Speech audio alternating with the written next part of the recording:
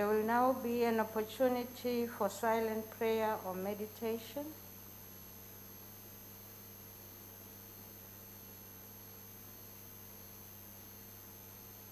Thank you. You may be seated.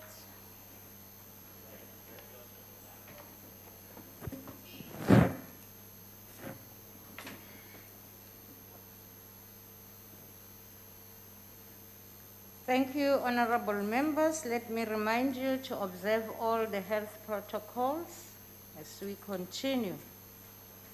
The first item on the order paper is a motion in the name of the Chief Whip of the Majority Party.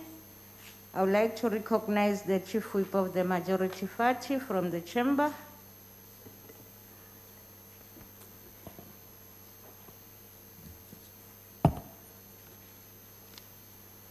Thank you very much, House Chair and honorable members.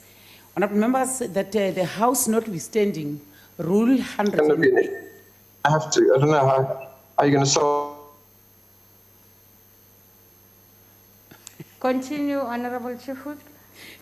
Thank you very much, House Chair.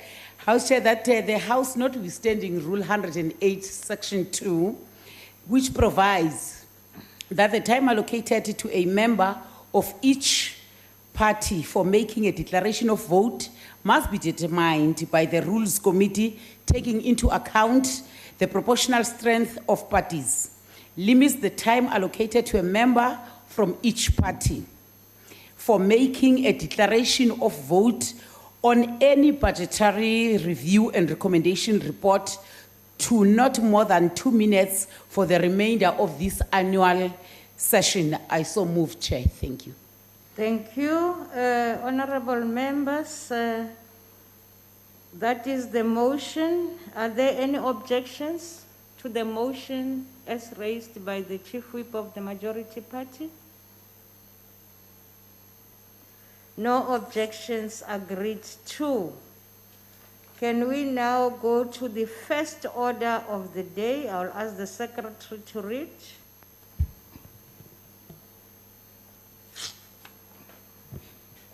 Consideration of report of Standing Committee on Appropriations on Division of Revenue, Second Amendment Bill. May I again ask the Chief Whip of the Majority Party to tell us what is happening? Thank you very much, House Chair. House Chair, I move that this report be adopted. Thank you. Thank you very much. Are there any objections to the report being adopted? No objections, agreed to. The Secretary will read the second order. Second reading debate, Division of Revenue, Second Amendment Bill. Thank you very much. I will now invite the Honorable Buthelezi, who is in the chamber, to give us the report. Honorable Chairperson, Honorable Ministers, Deputy Ministers, Honorable Members, ladies and gentlemen. Let me start by thanking Minister Mboweni, Deputy Minister Masondo, DG Mkhojane, Team Treasury, the honorable members of SCOA and our support staff for working hard in ensuring that today we can stand in front of South Africa and present this bill. Also, we extend our appreciation to members of civil society who shared their views with the committee. The African National Congress supports the 2020 Division of Revenue, Second Amendment Bill, B24-2020. The DORA has allocated 1.805 trillion among the national 51.2%, provincial 39.9%, and local 8.9% of nationally raised revenue. Let us remember there is no place called national. Finally, this money will be spent at local government level. COVID-19 has put lives and livelihoods of South Africans in an undependable position. COVID-19 has resulted in the asphyxiation of our economy. Currently, it is estimated that this year, the economy will increase by negative 7.8%, which is contraction.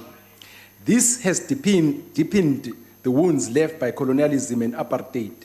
The pain has been most felt by the multitudes of black people who were on the receiving end of successive, oppressive racist, and exploitative white supremacist regimes. Honorable members, to mitigate the effects of this pandemic to private households and businesses, the ANC carrying government intervened by providing a relief package of 500 billion rand. Over 17 million people from poor households benefited to the tune of 40 billion rand.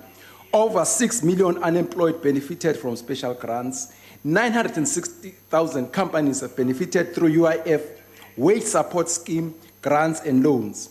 This proves, honorable members, that the African National Congress cares about all South Africans, irrespective of their stations in society. Honorable Chairperson, I'm reminding ourselves of these interventions for two reasons. One, the fact that we came below expectation as far as COVID-19 impact is concerned was not automatic, but it was because of the On a point of scientific... order, House Chair. Yes, honorable member. Whilst we respect the right of members to heckle, but that member is overdoing it and he's drowning the speaker, please. Okay, honorable member, your point of order is sustained. Can we please be orderly? Continue, honorable member. The fact that we came below expectation as far as COVID-19 impact is concerned was not automatic, but it was because of the scientific and well-thought mitigating strategies of the African National Congress. We also want to show that the economic and fiscal challenges that we are now facing as a country are as a result of resources that we chose to deploy to save lives, livelihoods, and jobs and businesses. Revenue projections decreased, expenditure increased, resulting in the deterioration of the budget balance to negative 15.7% of GDP, taking our total gross loan debt to 81.8% of GDP. As you can see, all our ratios are going in the wrong direction, and that should be arrested. Our people are able to see what is meant to benefit them. They can see through those who purport to love them, yet they go to their conferences and take resolutions which are meant to put them in a state of perpetual servitude and modern-day slavery. Our people are able to see those who think they are not good enough to be at the dinner table, but must live on master's crumbs. It is thus not surprising that in the by-elections, the African National Congress garnered more than 70% of the contested wards. Our people were unequivocal in rejecting of the DA and its policies, which are anti-transformation. It thus behoves me now, honorable members, to thank our people for resounding affirmation of our approach to COVID-19 challenge, the affirmation of our strategies and policies to get us out of this economic stagnation, as contained in the Economic Reconstruction and Recovery Plan, Siyabonga. We accept the mandate with utmost humility. Chairperson, let me touch on the subject that I know my learned friends here. Honorable House Chair. Thank you. Honorable Buthelezi, can you take your seat? What's your point of order, honorable member? Thank you, Honorable House Chair. My apology for delay, but I just want to check whether is it parliamentary to say a member is talking rubbish. Oh, honorable members, unfortunately, I heard what the member was saying, and we did have a ruling in this house on this matter of rubbish. And what we said was that it was unparliamentary to say that somebody is talking rubbish. But the member there just said it's rubbish. So it gives me a difficulty in ruling him out of order because this doesn't come for the first time. We have conversions. But let me request the members to be orderly and not use offensive language as according to our rules. Thank you very much. Continue, Honorable Buthelezi. Iqiniso liyahlaba ke uzwa kanjalo mangabe usondele endodeni. Our people were unequivocal in rejecting the DA and its policies which are anti-transformation. Chairperson, let me touch on the subject that I know my learned friends would like to reduce this amendment bill to. I can bet my last dime they would lose the big picture of 2.037 trillion rand expenditure that is aimed at rebooting our economy, saving our businesses and protecting jobs both in the public and private sector, and talk about the recapitalization of 10.5 billion rand of SAA. As the ANC, we won't be persuaded into accepting a thesis which says the workers of South African Airways should be left to fend for themselves. The workers negotiated in good faith for their severance packages. There is a 2.8 billion rand budgeted for that. Honourable members, lest we forget, when all of us were locked down because of COVID-19, these are the workers who risked their lives and went to the epicenter of COVID in Wuhan in China. They went not on excursion, but they went to the war zone to fetch their fellow South Africans. There is also a 2.2 billion rand provision for unflown tickets. These are ordinary passengers who had bought the tickets, who are therefore legally, morally, and ethically bound to honor this liability to the passengers. We cannot renege on this contract. We cannot turn our backs on these responsibilities. At least the African National Congress will not do this. Azizi, Chairperson, before I leave this SAA matter, let me just assure this House that the taking of funds from other departments and votes was mainly because those funds were not going to be spent in the current financial year. Ngiyathemba malunga ahloniphekeleyo kucacile ukuthi lento uhulumeni uyenze ngobunono akunabudlapha. Seningaqhubeka nizikhulumele ngoba umuntu akavinjwa ngokuthi ukhiphane emlonyeni wakhe. Fellow compatriots, let us agree that the sustainable solution out of this economic quagmire is inclusive growth, which was announced by His Excellency President Ramaphosa. The answer is ERRP. If we start implementing the plan now, I have no doubt that we can even surpass the projections of 2021. When launching the ERRP, the President said, I quote him, despite these vital interventions, however, the damage caused by the pandemic to an already weak economy, to employment, to livelihoods, to public finances, and to state-owned companies has been colossal, I quote. He continued, it is an opportunity not only to recover the ground that we have lost over the course of the pandemic, but to place the economy on a new path to growth, unquote. In the same debate, Minister Kupai Ngubane added that, I quote, we have also put together an implementation that identifies the various key projects, stakeholders responsible for the implementation of each project, and also outline timelines of completion of each project. That is what makes this plan different. It therefore gives me great pleasure to say here and now, without any equivocation, that the ANC government has heeded the call. The following illustrate my point. Ons werk nou, ons het nie tyd om te praat en mors nie, ons speel nie. It is true that the biggest engine which must fire from all cylinders is energy security. Minister Mantashe Code said, expanding the country's energy generation capacity is a priority intervention to support a rapid economic rebound. This is central to us saving our livelihoods. He shared with this House the initiatives to deliver a total of 16,313 megawatts from a mix of energy. This is happening now. Minister Patel is on record saying that government has master plans agreed with the poultry and sugar industry and for the clothing industry. Minister Tidiza announced the release of 700,000 hectares of land to our people. In fact, she tells us that the department has already received 5,838 online applications. This also includes cooperatives, individuals, and companies. This House appropriated 3 billion rand to the Land Bank during the first 2020 Appropriation Amendment Bill. Again, we are walking the talk. Minister Mboweni reported that government has committed 10 billion rand over the next 3 years to the infrastructure fund. He also said the other next 3 years, DPSA will package blended finance mega projects of at least 200 billion rand. We are mentioning these interventions to illustrate that ERRP is our savior. Government is leading the way, and let us roll our sleeves and work. We invite all those who care about this country to join. Phambili ERRP, phambili ukhongolose uyabonga. Sithokoza mhlonishwa. Honorable Hill Lewis.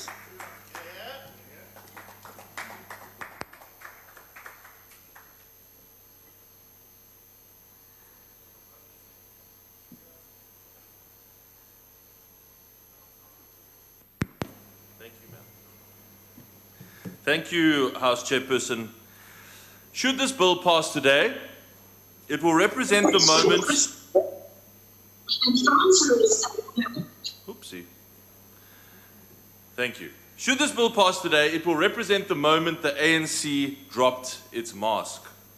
It will be the moment that the ANC shows South Africa that it does not care for the poor, that it is more than happy to subordinate the well-being, the education, the very lives of poor and rural South Africans in the service of ANC politics. In this government, the public exists to serve the party. Where the DA governs, the party exists to serve the public. That is the way it should be. This bill details a simple choice that is being made, Mr. Khadebe. A simple choice is being made. And the great thing is that it goes into great detail, hundreds of pages and Excel spreadsheets, saying exactly, in detail, the choice that is being made today. The choice to offer, and you are right, sir, another bailout. And please, have the guts, at least have the integrity to call it what it is. It's a bailout. Of course it's a bailout. Stop saying it's recapitalization. That's cowardly. Another bailout for South African Airways, while on the other hand exacting deep cuts to the basic services on which the public depend every day. We have, from the very beginning, said that this is an immoral choice to make. It is wrong. It is a disgrace. And no government with any sense of duty and care and honor would ever make this choice. But you are doing it. Now let's consider some of the detail of this bill and see who is paying for this bailout. And we must make sure that the truth gets right to those South Africans who are actually paying for this, wherever they live. When the clinic queues are getting longer and longer, when there's no doctor to see you after waiting all day, when the school class keeps getting bigger, when your salary is the same but taxes are going up, then you must know who you've got to hold accountable. It is the ANC. The ANC is cutting today 239 million rand from its own promised National Health Insurance program. That's the one you promised. And where's the cuts coming from? Not from wealthy Gauteng or the Western Cape. Eastern Cape, Limpopo, Mpumalanga, and the Free State are the biggest cuts, so that the SAA can get 10.5 billion. I hope that makes you proud, Mr. Buthelezi. The ANC is cutting 245 million from the school infrastructure backlog grant, including the biggest cut of 65 million rand from the Eastern Cape. So while there are still 20,000 pit latrines in schools across South Africa, SAA is getting 10.5 billion. I see you all looking down now, Mr. Khadebe. Can't face the facts. Municipal infrastructure, that's important, right? Nope, not to the ANC. That's getting cut by 180 million so that SAA can get 10.5 billion. Housing, that's important, right? Nope, not to this government. 350 million gone from housing this year. 10.5 billion to SAA. Water services infrastructure in the middle of the drought. Surely the ANC wouldn't cut that, right? Wrong. 80 million out of water infrastructure in the middle of a drought so that 10.5 billion can go to SAA. 158 doctors this year alone cannot get placement in the state system because there's not enough money for doctors' salaries. But 10.5 billion will go to SAA. I could go on and on, hundreds of pages. That is the choice you're making. It is immoral, it is shameful, no government should do it. Thank you. The Honorable Ntlangwini will be the next speaker.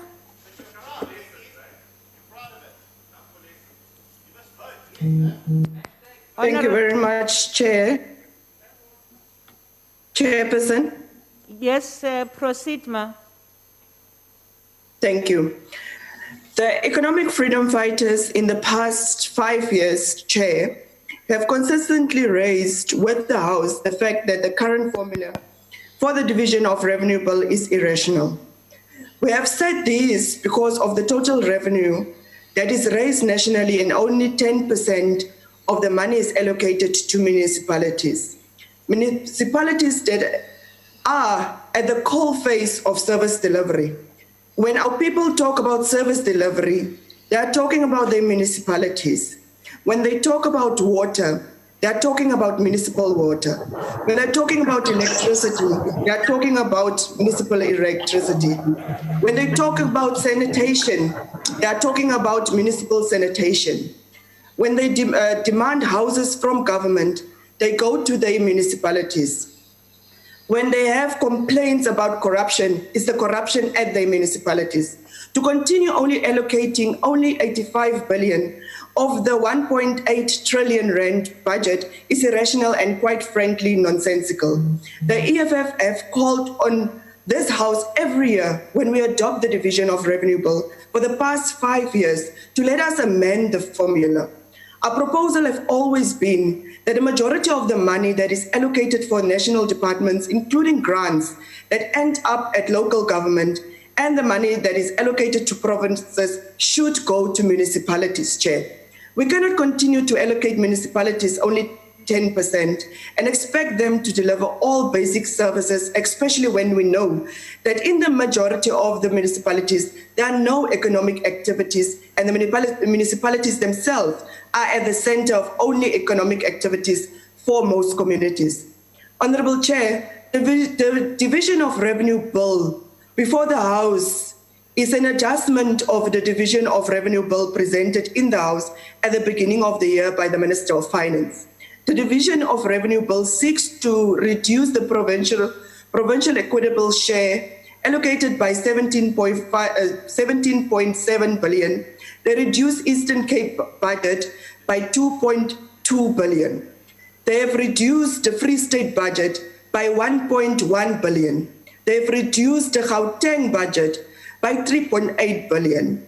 They've reduced the KwaZulu-Natal budget by 3.8 billion. They've reduced the Limpopo budget by 2 billion. They've reduced the Mpumalanga budget by 1.5 billion. They've reduced the Northern Cape budget by 14 million. They've also reduced the Northwest budget by 1.2 million, and they have reduced the Western Cape budget by 1.5 billion. These reductions are on health grants for HIV, TB, malaria, community outreach programs, health facilities revitalization, provision of tertiary health care services, and some conditional grants to revitalization of our agriculture economy. The fact, Honorable Chair, should make that all of us in this House reject this Division of Revenue Bill tabled before us by the Minister. Honorable Chair, we should be using these conditional grants to revive local economies and not advance the narrow ideological policies mentioned by the Minister of Finance. We do reject this Division of Revenue with a harsh contempt that it deserves. I thank you. Thank you, Honorable Member. The Honorable Ngwezi, you are the next speaker. Siyathokoza kakhulu Sihlalo. The IFP welcomes the amendments for the most part. We acknowledge the precarious fiscal position and the need for a responsive governance at a time when our communities are ravaged by the pandemic and the dire need economic situation. While we welcome the bill, we trust that the reallocated funds will be the needed relief of the most vulnerable of our citizens, without being tainted by the scourge of corruption. The IFP echoes the committee in encouraging provincial treasuries to ensure that the procurement processes and the delivery of food parcels is executed in a responsible, transparent and lawful manner which will guarantee accountability and credibility. We note with concern the dysfunctional and poor fiscal health of municipalities that has steadily deteriorated over time. We trust that this will be an opportunity to begin to rectify these problems. The main concern is the reduction of allocations from across government and critical programs to contribute to the controversial South African Airways bailout. For example, an entire 1.3 billion was taken from provincial conditional grants to contribute to the airline's business rescue program. I believe I speak for many members gathered here when I say that the message that these reductions for the purpose of helping the SOEs that continue to hemorrhage taxpayers' funds sends is that regardless of the repeated irresponsible leadership, the South African public will remain responsible for fixing the damage, all at their own expense. Basic services and programs that have been in the pipeline to benefit communities must now either be postponed or shelved altogether to service debt that could have been avoided. The IFP notes the reductions for agricultural support and much needed school infrastructure, all to fund poorly managed entities. Infrastructure which will serve severely threatened food security and sanitation for our children during a time when hygiene should be the utmost concern. It is the time for tough but necessary decisions to be made to guarantee a move from long-term debt to a sustainable economy. The IFP supports the conscious effort to create jobs via labor-intensive projects. The IFP wishes to reiterate the need for effective reporting mechanisms to monitor government spending. And finally, the IFP wishes to strongly encourage visible and responsive governments, as well as collaborative governance, to address the collective issues. Noma kunjalo ke sihlalo siyayixhasa i-amendment le yale bill. The IFP supports. Thank you. Thank you, Honorable Ngwezi. Honorable Vessels.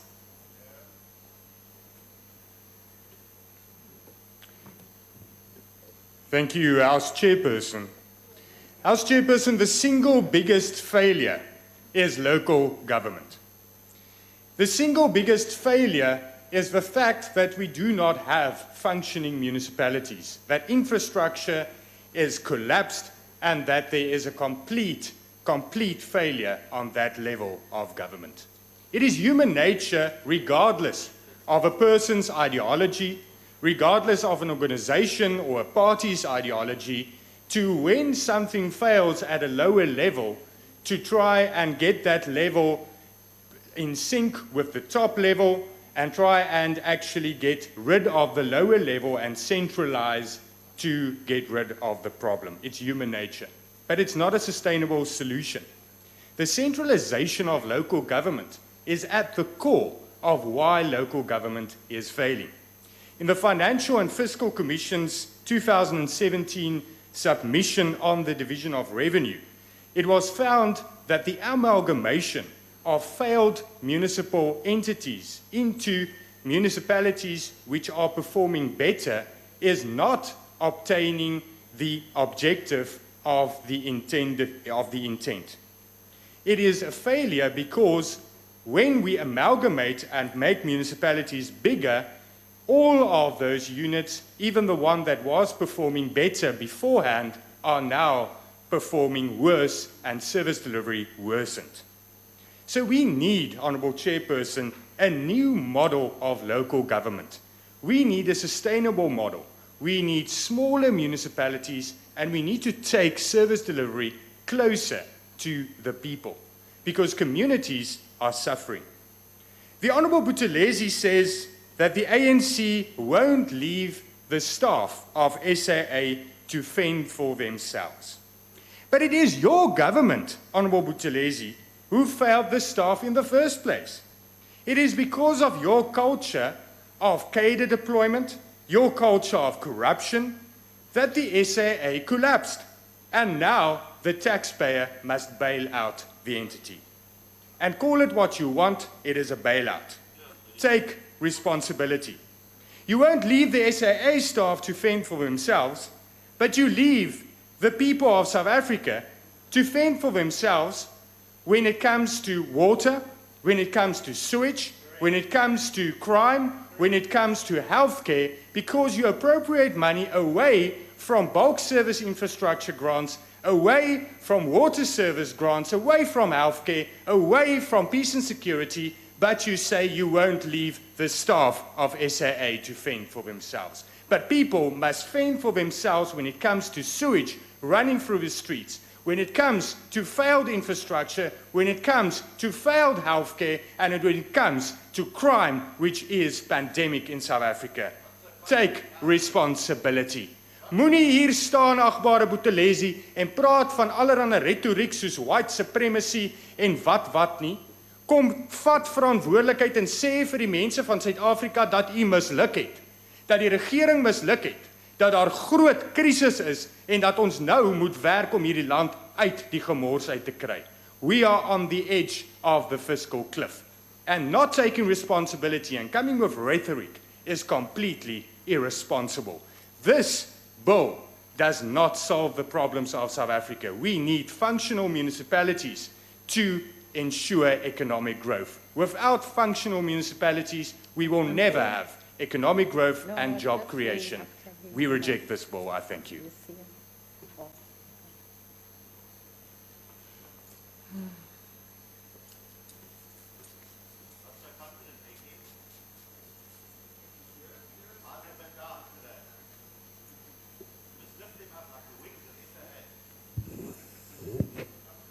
Thank you. Reverend Swart, it's your time.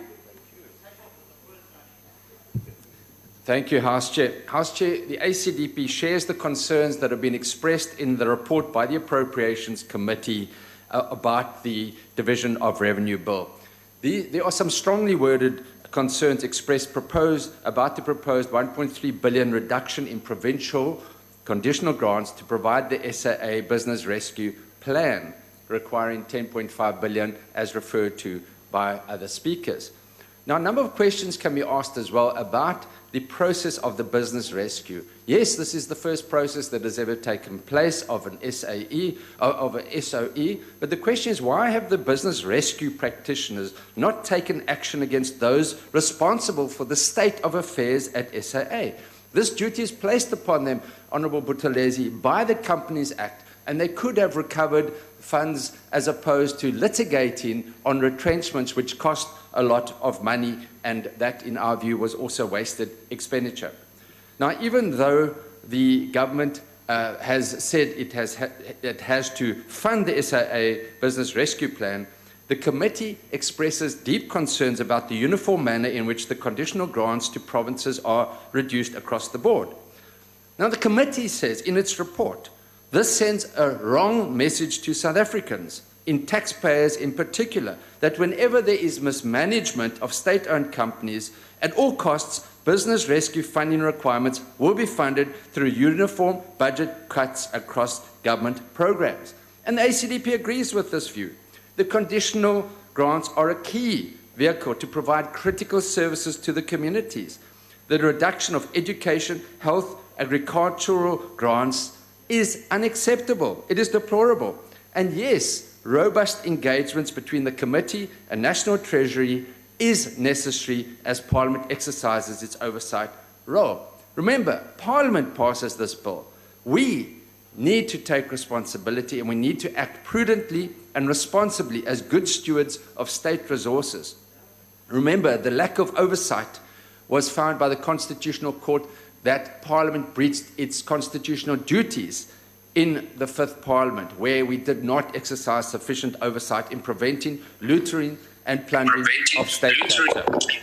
Now, Chairperson, the committee makes this statement. It says it is incomprehensible to the committee as to why municipalities, yes, there's 613 million taken from municipalities. It is incomprehensible as to why municipalities are also having to have their funds taken, considering all the known challenges facing municipalities. They now fund the SAA Business Rescue Plan. And this is well said. Why then does the committee approve this bill? The ACDP, in view of what the comments said in the report, cannot support this bill. I thank you. Thank you. Do we have UDM? I don't have a name. Okay, not there. ATM? Thank you. Good. Honorable August. Honorable Chair, During 2020, there is no individual who on behalf of their family, job or business that cannot say that have not had to make difficult decisions in order to stay alive. COVID-19 has tested us as a nation and once again proven how resilient we are as people and as South Africans. Given these unique once-in-a-lifetime circumstances, the Division of Revenue Second Amendment Bill demonstrates or tests us to make decisions that will have long-term impact on the state of our fiscus and how we can continue staying afloat through these uncharted waters. At the same time, however, Minister Mboweni must be held to account, like all other members of the executive. He owes South Africans a proper explanation for the latest SAA bailout or resuscitation package, or whatever you wish to call it, and a commitment to switch off the bailout tap. And at the same time, poor people cannot be expected to pay highest price for the economic hole we are in. The delivery of basic services to those most in need cannot be decelerated. The conditions in which many of our people live was a crisis before COVID, and we cannot deviate from our course of rectifying the gross inequalities that define our society. The DORA bill must seek to spend money in ways that will have a long-term impact, while also doing the necessary to keep the nation afloat. When considering the DORA, our primary objective must remain to look at our priorities.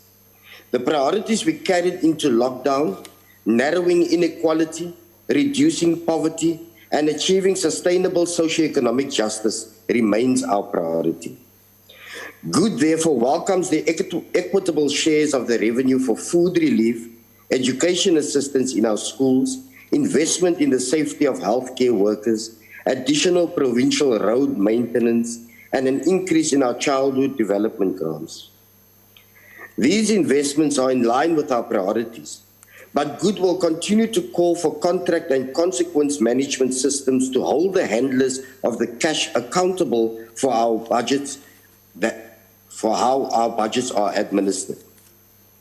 Honourable Chair, what we don't welcome is the reduction of certain conditional grants, including the Provincial Emergency Housing Delivery Grant.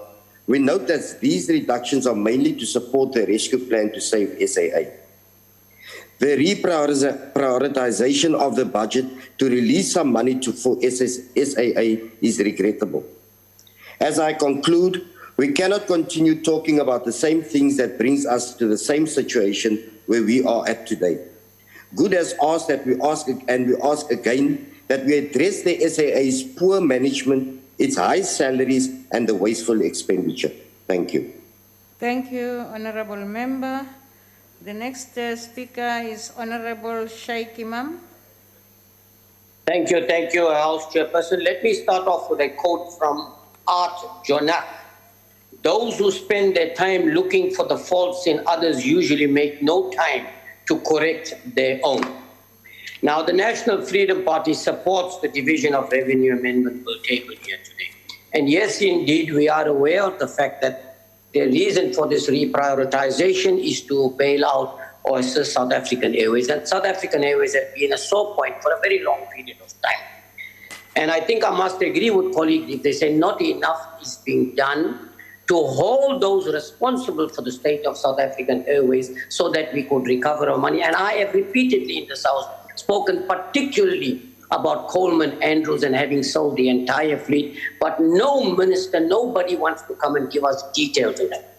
However, the Minister of Finance has alluded to some of the challenges South African Airways have been facing. For example, 1 in 3 workers not being at work at any given time.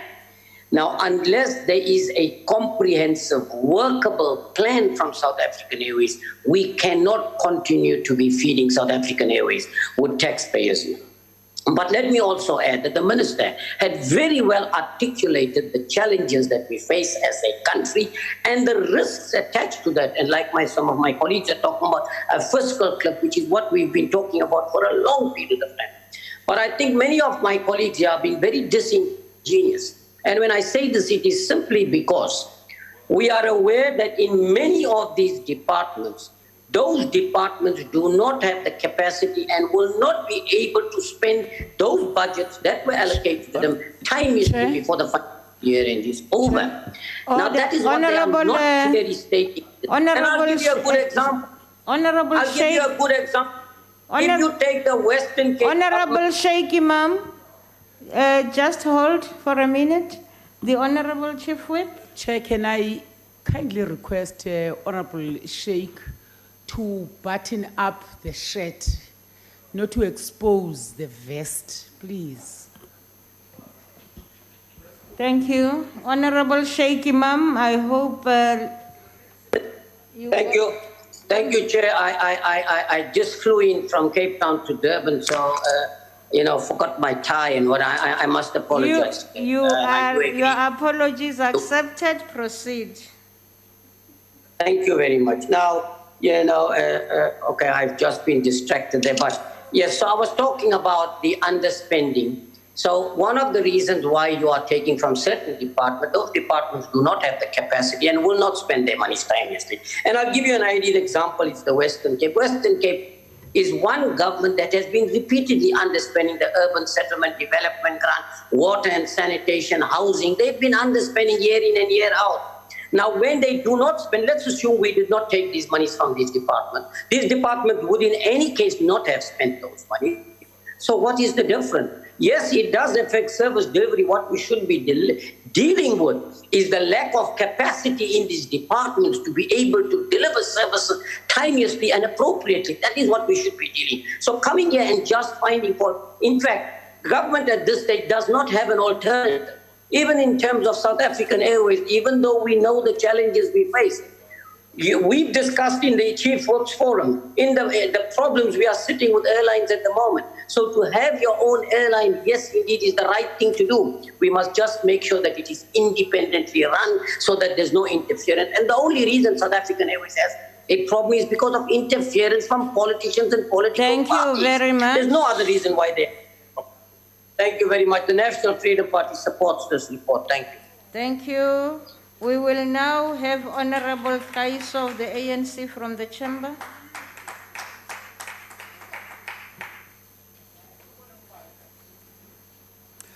Thank you very much, Honorable Chair. The ANC supports the Division of Revenue Second Amendment Bill. This we do with some concerns that we have expressed on this podium.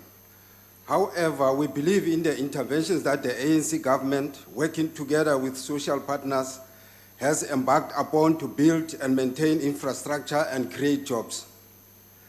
Frantz Fanon wrote in his famous book, The Wretched of the Earth, that, I quote, "To educate the masses politically means to teach them that everything depends on them, that there is no famous man who will make the responsibility for everything, but that the power is the people themselves and the magic hands are finally only the hands of the people," unquote.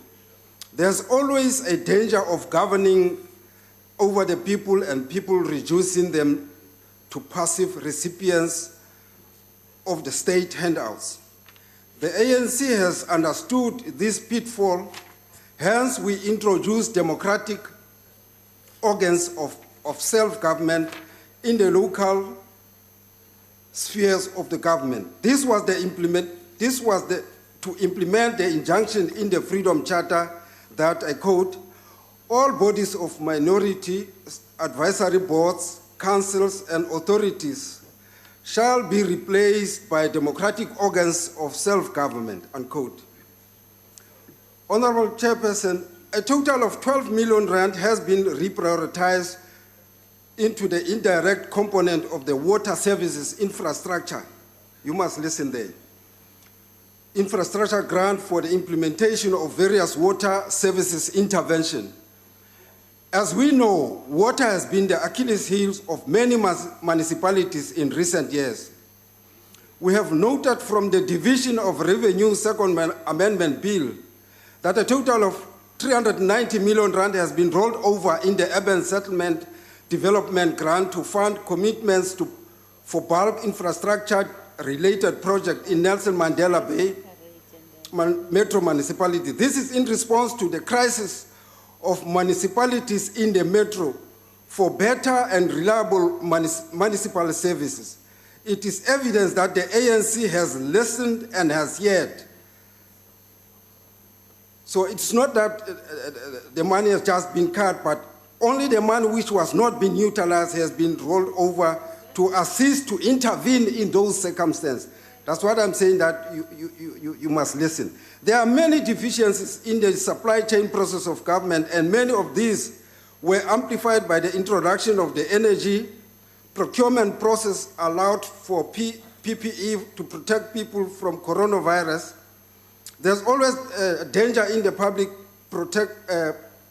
sector of overpricing, potential fraud, and supply chain management legislation being sidestepped. In addition, delays in the delivery and quality of goods and services must be avoided through better planning and management of suppliers going forward. Public procurement can be used strategically to develop local industries. For example, the incentive grants, frameworks of both provincial and local government grants could be enhanced in order to strengthen localization. They should attach conditions that expenditure must support the procurement of goods only if they are made or assembled locally within South African borders to stimulate the domestic economy. In order to support our local government, many of which are struggling, provinces, business, and national departments, state-owned enterprise, and household must pay their dues to business, your business friends. They must pay their dues to the municipalities. It is unacceptable that municipalities are owed a staggering 191 billion rands. The capabilities of state-owned, the capabilities of the state to deliver to our people more effectively and efficiently must be developed. On a wage bill, we call on the government and organized labor to engage on a continuous basis until an amicable solution is found. And on the matter of public service wage bill, the courts are not actually the appropriate forums to resolve disputes of mutual interest, particularly now that when the nation needs all hands on deck to rebuild the broken and economic foundations of our country. Local government must act as an enabler of economic recovery plan. Municipalities, authorities must become more capable of performing their functions. Local government has the potential to unleash the creativity and energies of our people to partake in working of building communities and towns ravaged by pandemic. This requires the reactivating of the organs of self-government such as civic organizations, ward forums, hospital committees, police forums, sports associations, and cooperatives. So assisting the state-owned enterprise remains at the heart of the ANC-led government. And this forms part of the economic recovery plan and building a democratic, capable developmental state. It is something that is very close to our plan as the ANC-led government. We are not going to worry about your list of grievances that we have submitted, because you know all these problems that we have caused, they emanate from your old apartheid regime. Thank you very much, Chairperson. Thank you, Honorable Member. The AIC, COPE, PAC, is COPE there? PAC, Al-Jama. Good morning, Honorable House Chair. Honorable House Chair, the country has made a lot of sacrifices to accommodate SAA. The party leaders had a one-on-one meeting with the Minister of Finance, who took us into his confidence. We understand that he is in a very difficult position. But what the Minister of Finance agreed with Al-Jama is that You got cut. that SAA has put forward. And the least SAA should do is to create a lot of savings now that the country is bailing them out. And further, Honourable Chair, we are aware of the fact that productivity levels at SAA is possibly the worst in the country. That if you look at the figures at the absenteeism, as you look at the wastage, productivity levels are very low, and SAA employees and management, now that the country is doing what it can, they should also play their part. Honourable House Chair, Al-Jamaa supports the second reading. Thank you. The GA, Honourable Sarupin.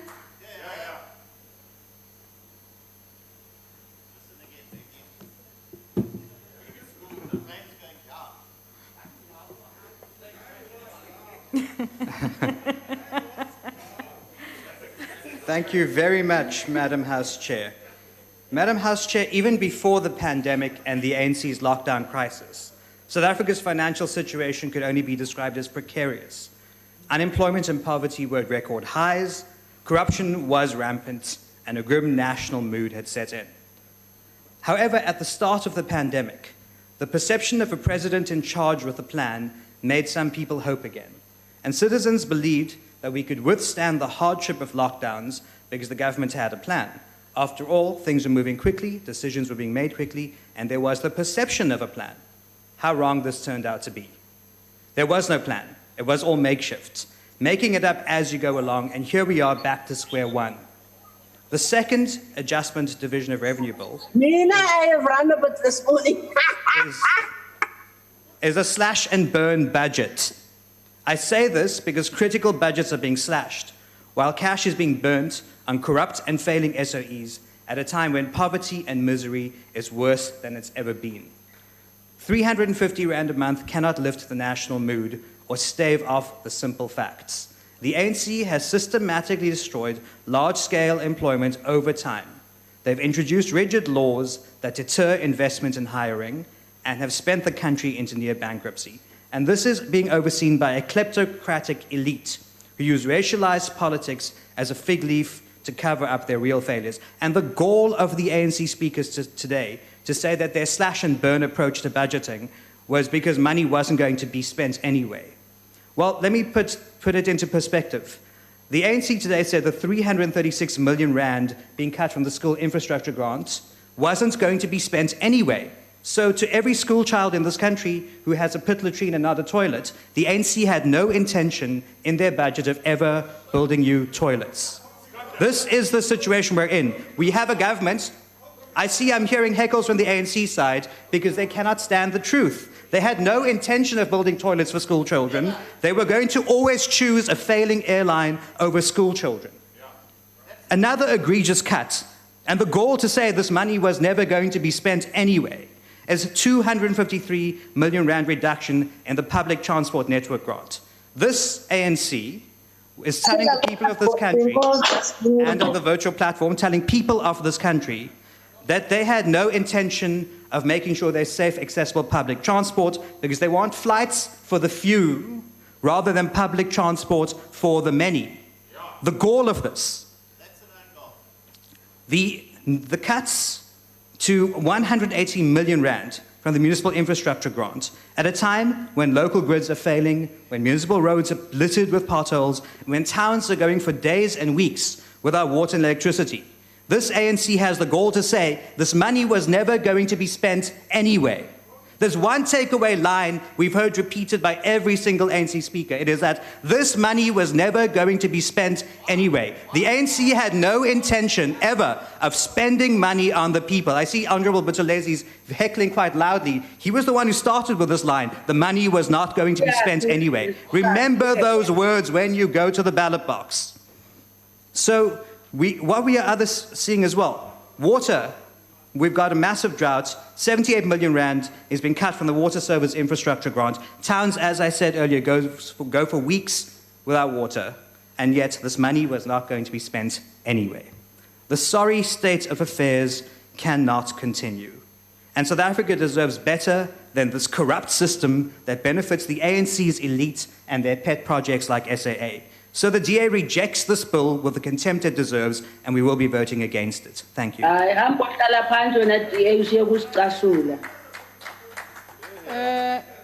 Honorable members on the virtual platform, there have been many disturbances. Please mute your mics. You may not be aware that your mic is on and we can hear you very clearly. We don't want to hear what's happening where you are. Please. And it's from your members, Chairperson. It's from your members. Honorable. You must stop stealing. Who's this now? Honorable Sonti. Honorable Sonti, Honorable Zulu, please. I beg of you. Ginger. You cannot press the mic. You do that again. This is a warning. I've called your names. You shall have to leave the platform. Thank you.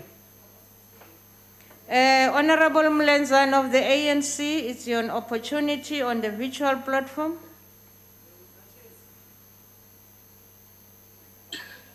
Thank you, Chairperson. In his opening address to the third South African Investment Conference, President Cyril Ramaphosa drew an analogy of a king protein, the national flower of South Africa. The unique characteristics of our national flower include its resilience in the harsh face of elements, including strong winds and forest fires. It always finds a way to recover and thrive. This moment of recovery from the COVID-19 pandemic is similar to the aftermath of war. It is a period in which true patriots always put their differences aside and focus on the national good.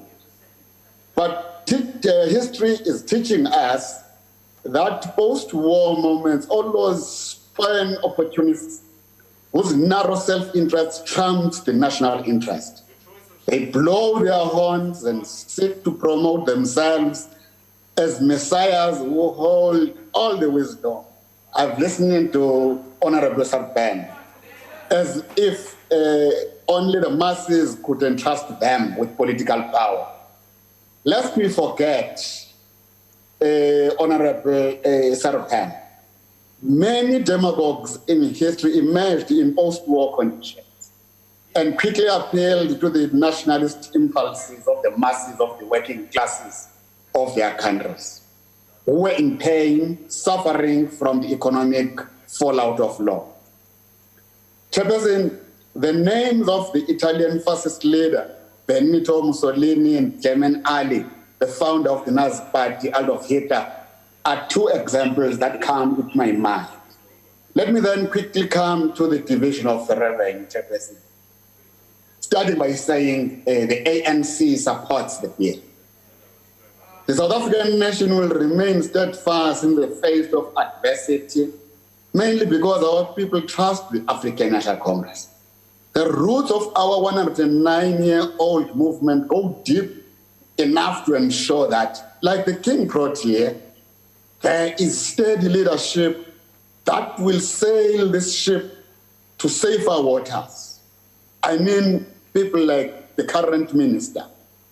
Even in the midst of a raging economic storm, our people will never be misled by some of the opportunistic parties presented in this house. You listen to them, Chairperson, today.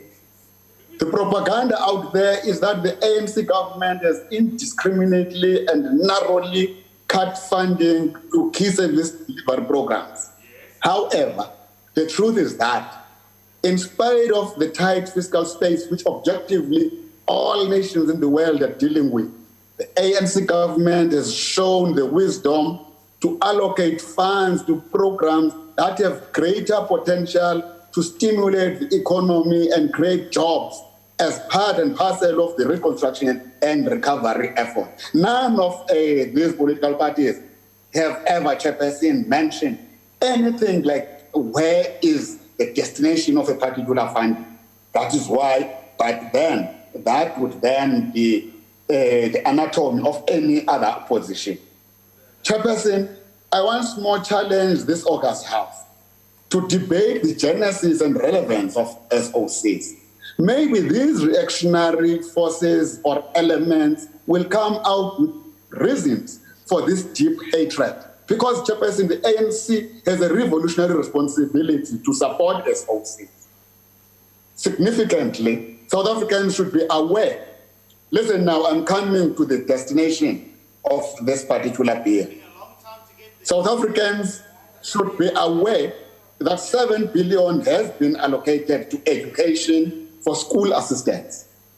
This initiative will create 300,000 opportunities for young people to be engaged as education and school assistants throughout the country to help teachers with basic and routine work. This will allow educators to be more focused on teaching. Honorable Chairperson, I said now I'm dealing with facts and figures. 1.5 billion has been added to direct conditional grants to provinces for job creation. And government has allocated a further 475 million for school infrastructure backlog grants under the Sanitation Appropriate for Education, that is SAFE initiative. The ANC calls on the Department of Education to strengthen the planning, monitoring, and delivery of SAFE projects in all provinces.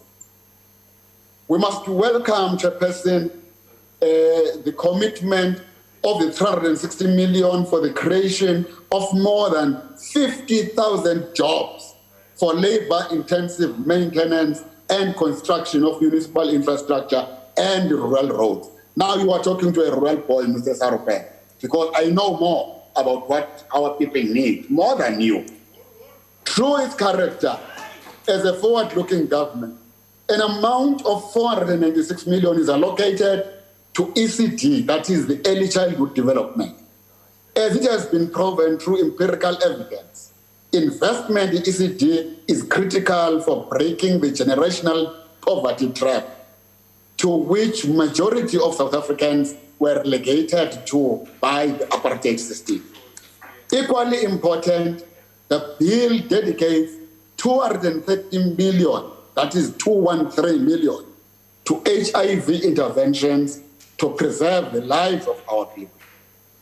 Now let me come to the economic reconstruction and the recovery plan. This one also is for provinces and municipalities. I fear that the FF Plus is crying foul over the operations at local government. Do you know why, Chairperson? It is because they are not there. In fact, was it not for this electoral system, the EFF wouldn't be in this August House. I mean, sorry, the FF Plus. Not FF, not EFF this time. Provinces and municipalities have to play a massive role in terms of the implementation of economic reconstruction and recovery plan at local level. Thank you very much. Honorable Member, unfortunately your time has expired. Thank you, Chairperson. The ANC supports the bill. Thank you. We now invite the Honorable Minister of Finance, Honorable Tito Mboweni, to close the debate. House Chair, honorable members, I would like to take this opportunity to thank the Appropriations Committee for the hard work that they've done in working through the submissions and making sense of what at times might look like difficult terrains to traverse. I thank in particular the able leadership of Honorable Buthelezi, Sfiso Buthelezi. He has done very well. So thank you very much, Honorable Member. House Chair, I really only picked up two issues in the debate thus far. The first one is about the 10.5 billion allocation for the SAA Business Rescue Practitioners Plan. And the second one are the reductions in the budgets for local government. So the two issues are picked up. The rest really were polemical issues that we'll find another day to deal with them. On SAA, let me indicate that what I presented in Parliament, it's not Tito Mbowene's views or wishes. That is the implementation of a cabinet decision. So do not seek to make it as if it's my personal decision. No. My position on SAA is well known. My personal position is well known. But we're not here to talk about personal positions.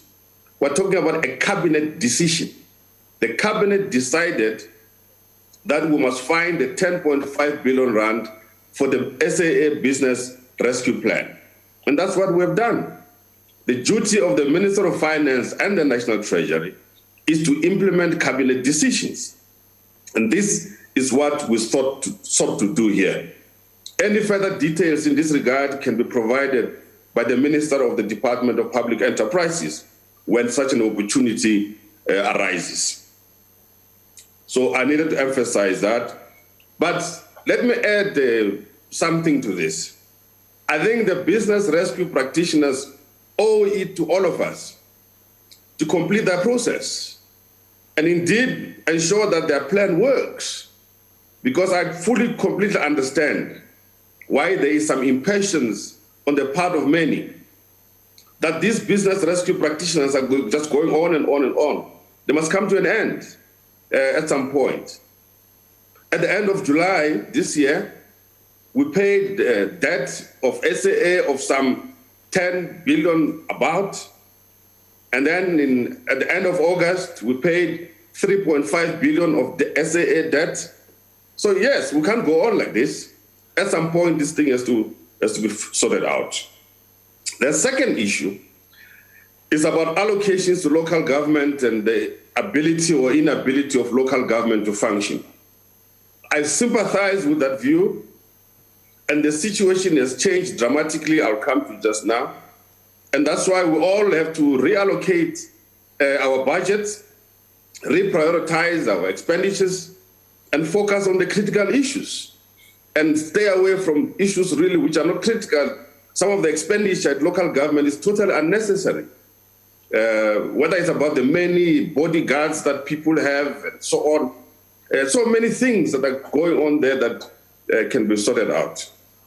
And also the municipalities as well must pay that which is due to, say, the bulk water suppliers, Rand Water, Makalis, Lipelle Water, Umgeni Water. Local government must pay those entities. Otherwise, they are going to be in trouble very soon. We'll be back in this house debating about the same thing. So, but I agree. We have to continue to support local government to the best of our abilities. Let me then, because of time, conclude by the backdrop that has influenced this bill before us, House Chair.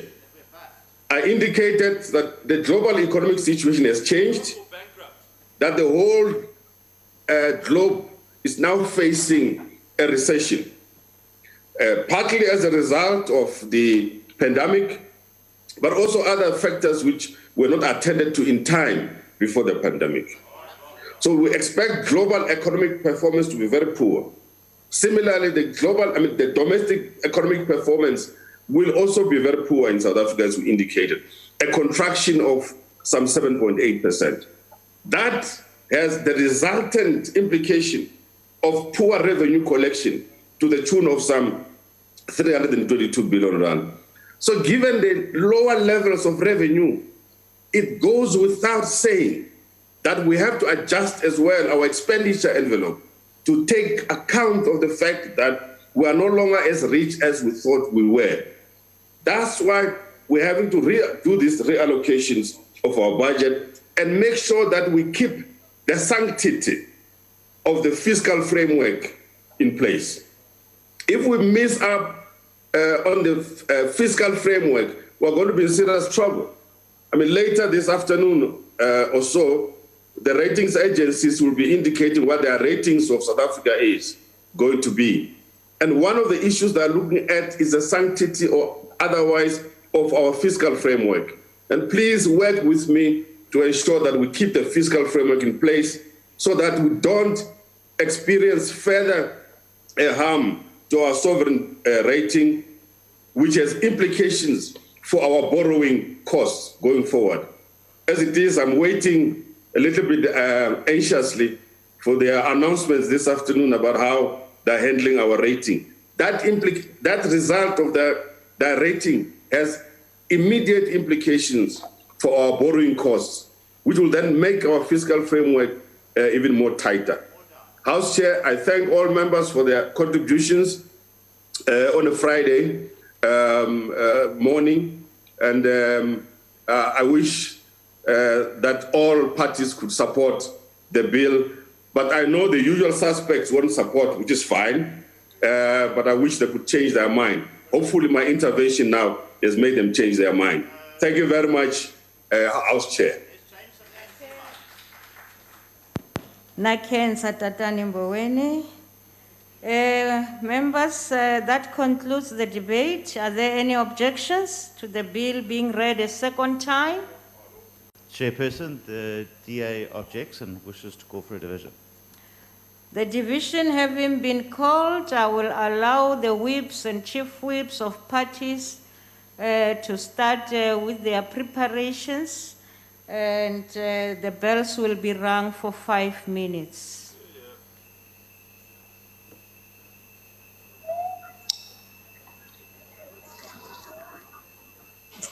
Kuyavotwa ngoku. Kuzawubetha insimbi for 5 minutes.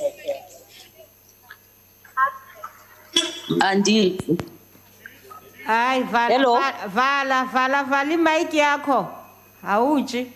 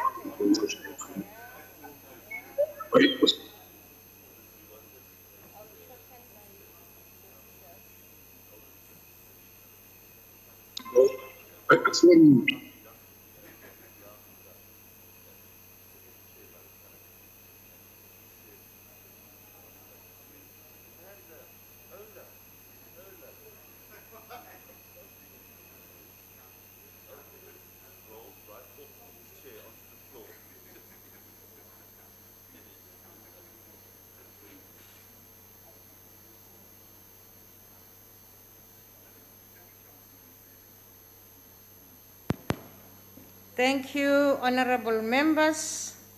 Honorable members, I have already established with the table to confirm that we do have a requisite number of members on the physically in the chamber and also on the virtual platform. Party whips, as usual, will be given that opportunity to confirm the number of their members present, if they vote, whether they vote against or to. Honorable members, having confirmed that we do have a quorum, the question is, that is before the House, is that the division of revenue amendment bill be read a second time. Now, I'm going to start with the parties to give me the numbers, both in the House and on virtual platform, and we will confirm with what we have from ICT before we give the results. The ANC. Thank you very much, House Chair. The ANC in plenary here physically, we are 11. In the virtual platform online, the ANC has 167, totaling up to 178 voting in support of Dora. Thank you very much. Thank you. The DA. Thank you, House Chair. In the physical House, the DA is 6, and on the virtual platform, we are 53. That is 59 votes against this ludicrous bill. Thank you. Thank you. The EFF. Thank you, Honorable House Chair. The EFF have 29 on visual platform and we are voting against. Thank you. Thank you. IFP. Thank you, Chairperson. The IFP has 6 on the virtual platform voting against. Thank you. Thank you. FF Plus. Thank you, House Chair. 7 on the virtual platform, 1 in the House, and the jesty intervention of the Minister did not convince us. Otherwise, 8 against. Thank you. ACDP. Thank you, House Chair. 2 on virtual, 1 in the House voting against. Thank you. UDM. Not here. ATM. Not there. Good. Thank you, Chairperson. We've got 2 members on virtual and we're in support. Yes, there are 2. NFP. Thank you, House Chairperson. The National Freedom Party has 2 members on virtual and both in support of the bill. Thank you. AIC. Nobody according to my records. And COPE. There's nobody. The PAC. The PAC. Are you here? Yes, it says there is a the member of the PAC. Can you give us the records? PAC? Who was saying I'm here?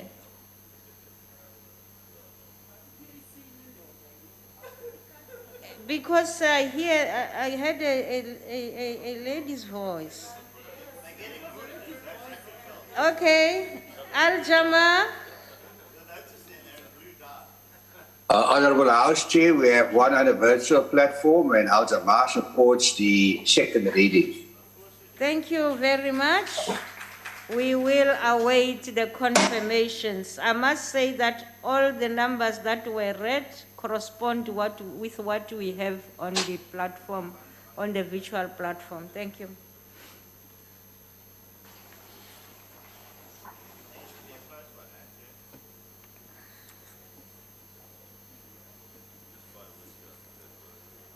Is Honourable Frolic somewhere here? Is Honourable Frolic somewhere here? Frolic. No, just sit. He will come. He will come.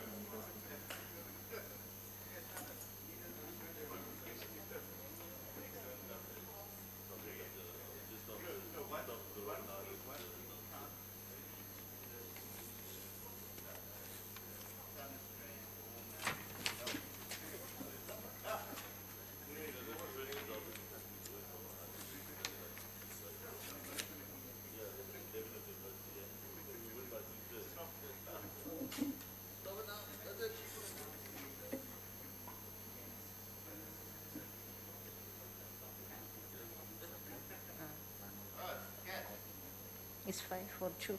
5. Okay. Thank you, honourable members. These are the outcomes of the voting. We have 105 members voting negative, not in support. And then we have 183 members in support. Hooray! That says the bill will be read a second time. The Secretary will read the bill a second time. Division of Revenue Amendment Bill.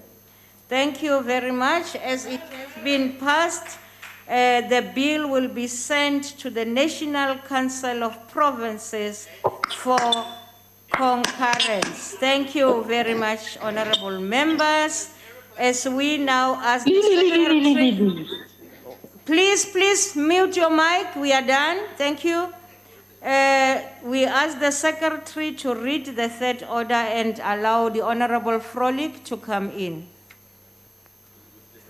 Consideration of report of Portfolio Committee on Public Enterprises on petition from residents of Jamestown, Stellenbosch, calling on the Assembly to investigate the transfer by Eskom of management powers over the electricity network in Jamestown to Stellenbosch municipality.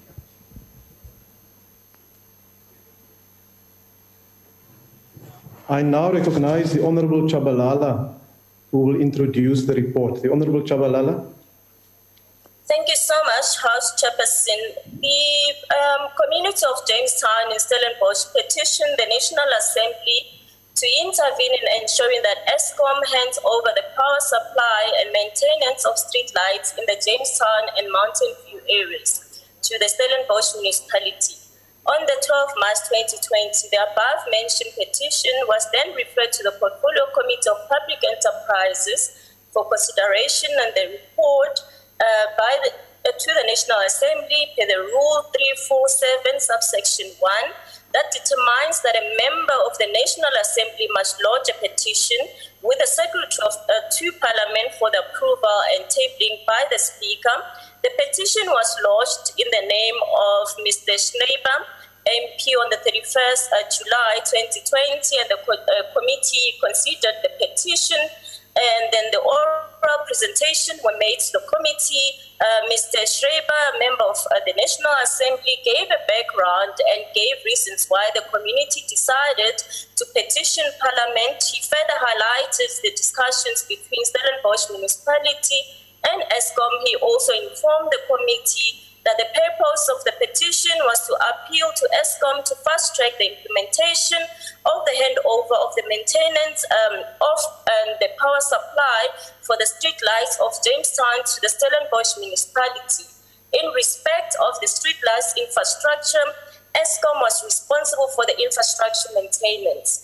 And then Dr. Lowe from Stellenbosch municipality also informed the committee that the municipality had received numerous complaints from the residents of Jamestown regarding the street lights that were not working, which also affected their safety. The municipality had discussed the matter with the Eskom, but also sought the intervention of the National Assembly through the committee to ensure that Eskom handed over the power supply and the maintenance responsibilities of street lights to the municipality without unnecessarily delay, since the municipality had the capacity to maintain the street lights. Mr. R. Bedenhouse, the ward councillor, informed the committee that the resident had complained that the street lights were not working.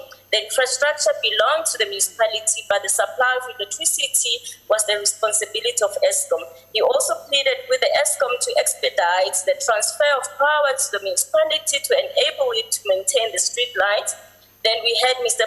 Barbie from Eskom that stated in response that the number of residents living in Jamestown and Mountain View in Stellenbosch municipality petitioned Parliament to have the street light services and maintenance handed over from Eskom to the Stellenbosch municipality. Eskom in the Western Cape engaged the Stellenbosch municipality on this matter in July 2019 and October 2019.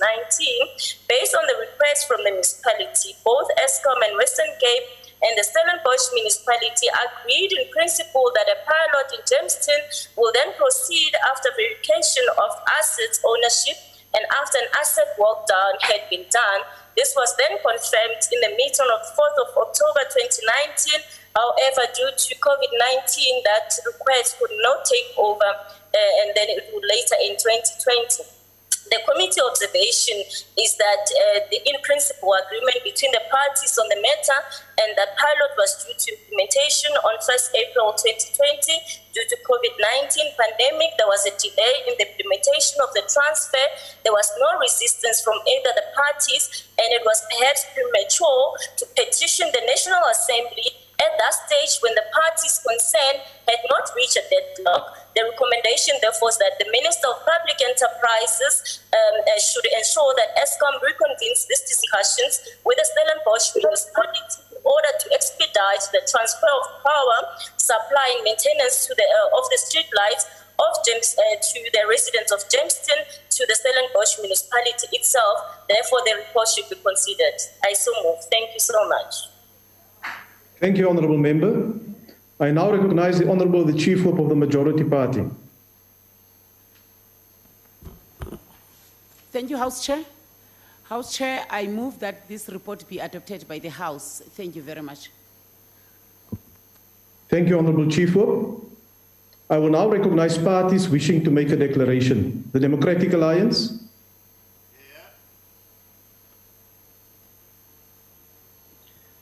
Honourable Chair, we all know that the majority of South African municipalities are dysfunctional.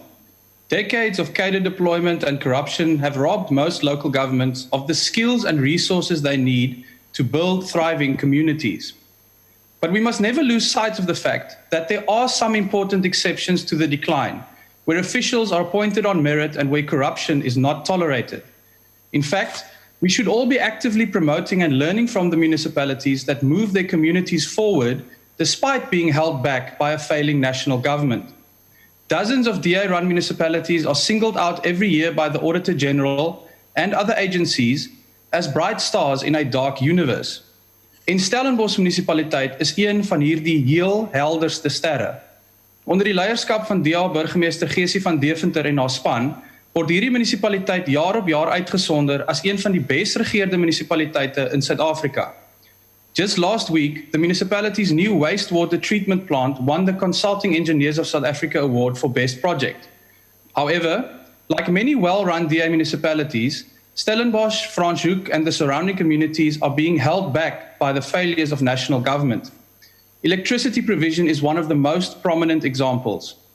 We all know that the failed Eskom state monopoly is utterly incapable of meeting South Africa's energy needs. Yet, despite repeated promises that more power would be given to healthy municipalities like Stellenbosch, they still remain entirely reliant on Eskom for energy generation. And in some parts of the municipality, including Jamestown, but also Kalmar, Klapmuts, Lamotte, and Wemmershoek, Eskom has entirely failed to maintain the electricity infrastructure, leading to regular blackouts even outside load shedding hours. Despite Eskom's clear inability to maintain the network, and despite repeated requests from Stellenbosch municipality to take over control of transmission and maintenance in these areas, Eskom has to date failed to hand over control. Die mense van Jamestown en Mountain View was so keelvol vir aanhoudende kragonderbrekings, straatligte wat nie werk nie, sowel as die feit dat Eskom weier om beheer oor te dra aan die munisipaliteit, dat hulle vroeër vanjaar 'n petisie aan die parlement gerig het. Honderde inwoners het die petisie onderteken, wat eis dat Eskom onmiddellik beheer oor die kraginfrastruktuur oordra aan Stellenbosch munisipaliteit. As DA kiesafdelingshoof in Stellenbosch, het ek die petisie namens die gemeenskap aan die parlement voorgelê. Die boodskap vanaf die gemeenskap is duidelik. Hulle het totaal vertroue verloor in die nasionale ANC-regering om in hul behoeftes te voorsien. Hulle vertrou veel eerder hul DA-beheerde plaaslike munisipaliteit om die ligte aan te hou. I'm happy to report that, as a result of the cooperation between the community and the DA on this petition, Eskom CEO Andre de Ruyter has personally undertaken to end the delays and to ensure that control is handed over to Stellenbosch municipality as soon as possible. The DA will hold him to this. Just imagine the economic possibilities that beckon for the Stellenbosch Valley if our municipality could get control over the electricity network. By working with the private sector, we could eliminate load shedding, just like we eliminated potholes and failed service delivery when we took over from the ANC in Stellenbosch a decade ago. Aan die mense van Stellenbosch wil ek graag sê, die DA is absoluut vasbeslote om dienslewering na selfs groter hoogtes te neem. Ons is gereed om harder as ooit te veg, om seker te maak dat meer regeringsmagte afgewentel word na gesonde munisipaliteite soos Stellenbosch, sodat ons die gemeenskap uiteindelik heeltemal kan bevry van Eskom beerdkrag. Hou hier die spasie dop. Baie dankie. Thank you, Honourable Member. The next declaration is from the EFF. Thank you, Chair. At a face value, the petition of the residents of Jamestown in Stellenbosch municipality is a genuine concern by the residents, and we as the EFF, we understand their challenges because we deal with this daily in our constituencies. The residents of Jamestown, Chair, like all other residents anywhere in the country, deserves reliable service delivery and supply of reliable electricity. Whether this is done by Eskom or it is done by Stellenbosch local municipality. However, we must not be naive and overlook the ongoing assault on Eskom capacity as a national asset entrusted to generate electricity, to transmit electricity and to distribute electricity to major South Africans all over the country from Stellenbosch to Messina. This might look like an isolated incident where Eskom is failing to deliver basic things like maintenance of street lights in Jamestown.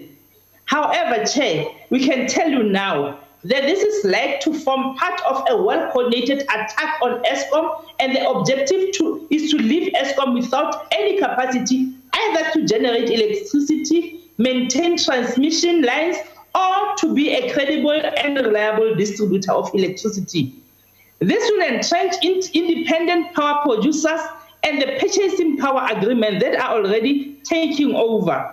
We must be able to isolate things, and we must call an Eskom on Eskom to build an internal capacity and not, Chair, to rely on tenders and contractors even for the most basic things. Eskom has a college to train electricians, Chairperson. That college is left there in Midland unused to its maximum capacity. Eskom has a logistic division with a proper fleet, Chairperson, but it is not used to transport transformers, and private companies are hired and charged Eskom 3 times the price that it will cost Eskom to transport the transformers if they do that themselves. All of this is part of the strategy to cripple Eskom and hand over the strategic aspect of the economy, which is the electricity supply, in the hands of the few individual chairpersons. As the EFF chair, we have consistently called on Eskom to build the internal capacity to be able to produce electricity to supply to all the residents, businesses, and to revitalize the economy. This includes the supply of electricity, chairperson, to the residents of Jamestown and the maintenance custody of Eskom. Thank you very much. Thank you, Honourable Member. The next declaration is to be made by the IFP. Sihlalo and colleagues, the IFP has considered the recommendations by the Portfolio Committee in relation to the petition from the residents of Jamestown, Stellenbosch, dated 19 August 2020, and agrees with the committee's recommendation. It appears that there is an agreement in principle between all parties on the transfer of power supply, and the IFP agrees that the minister should ensure that Eskom reconvenes decisions with the Stellenbosch municipality to expedite the transfer of power supply and maintenance of street lights to the municipality. The IFP urges that this matter receives urgent attention from the Minister of Public Enterprises, and we cannot have the COVID-19 pandemic delay further access to this vital service. This matter has already been delayed since 1 April 2020, when the effective date of this pilot was agreed to, but due to COVID-19 was delayed. The global pandemic, honorable members, cannot be the excuse to ensure access to socio-economic rights that they are fulfilled. Colleagues, this matter brings sharply into focus the desperate plight of Jamestown community. It is not simply a matter of access to power supply. This matter speaks directly to safety and security of a community, of accountability, and ensuring access to socio-economic rights guaranteed in terms of the Constitution being fulfilled. We cannot ignore the plight of this community. As we have heard from the Stellenbosch municipality and the ward councillor there, has been numerous complaints from community members regarding the lack of power supply and their fears of safety and security. In a desperate attempt, they turned to Parliament for answers. The Portfolio Committee has pointed out that this petition might be premature, as no deadlock has been reached between the parties. But it is our mandate as Parliament to ensure that we represent the people of South Africa and provide oversight of the executive. We cannot ignore the plight of this community, which has turned to Parliament for help. The IFP urges all parties to use their best endeavors to expedite the transfer of power supply to this community, and we support the committee's recommendations. Thank you. Thank you, Honourable Member. The Freedom Front Plus. Thank you, House Chair. No declaration. Thank you. The ACDP. Thank you, House Chair. No declaration from our side. Thank you. Thank you. The UDM. ATM. Good. Thank you, Chairperson. No declaration. Thank you. The NFP. The NFP. The AIC. COPE. The PAC. Al-Jama. Thank you, Honourable House Chair. Honourable House Chair, we all pronounce very loudly that this is a people's parliament. One of the ways for people to bring the issues to Parliament is via a petition. And I think it is up to us as members of Parliament to encourage this, that if the petition has any merits, Parliament must do what it can to show the people that we are listening to their voices. We need to open Parliament to the streets. And when a petition comes in, it is in fact much easier. And I personally feel, Al-Jamaa feels, that there are enough merits for this petition to be supported, because Parliament, it's a people's Parliament. We need to do what the people want. The people want the transfer to the municipality. We've heard the municipality has excelled in so many fields. The municipality can do it. They own most of the infrastructure. And I can understand why the residents are frustrated in that, something was supposed to happen in April. It's now the festive season. Nothing is going to happen. So Parliament must be brave and come forward and say, we are now making a decision and your petition has been accepted. We must not be a weak Parliament, Honourable House Chair. We need to show the people that if there are merits in their petition, otherwise people are not going to send in petitions. You get petitions after petitions and then we find all sorts of excuses. If there are some merits, maybe not 100%, Al-Jamaa feels that Parliament must go out of its way and Parliament must open Parliament to the streets. Thank you, Honourable Chair. Thank you, Honourable Member. Honourable Makwanazi of the ANC, will you please mute your microphone? The microphone is on. The ANC. Thank you, House Chair. Honourable members, I stand here on behalf of the African National Congress to support the report of the Portfolio Committee on Public Enterprise on the petition of the community of Jamestown and Stellenbosch.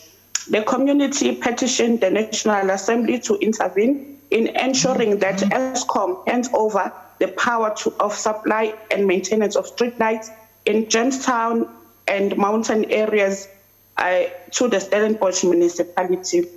House Chair, as a responsive, caring and people-centered parliament, the committee managed to ensure that Eskom and Stellenbosch municipality concluded and implemented what has already agreed upon in principle. As the ANC were impressed with the response of Eskom, but were not surprised that they were not opposed to the request, because they are always, as a state-owned company, they are always ready to provide quality services to all. As a committee, we agreed that one, there was an in-principle agreement between the parties on the transfer, and that the pilot was due for the implementation on the 1st of April 2020. Unfortunately, due to the COVID-19 pandemic, there was a delay in the implementation of the transfer.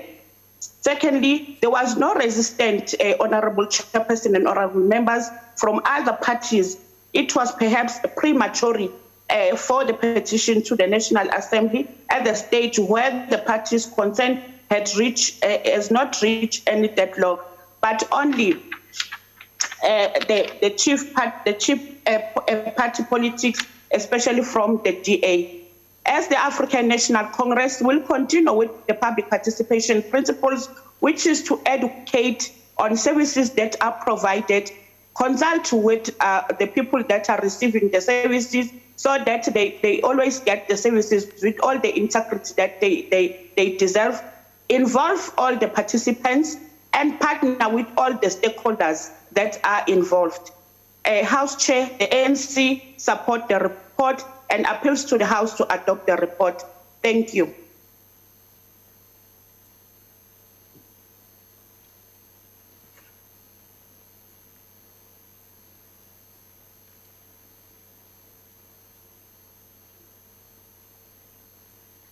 Honourable Makwanazi, you may switch on your microphone.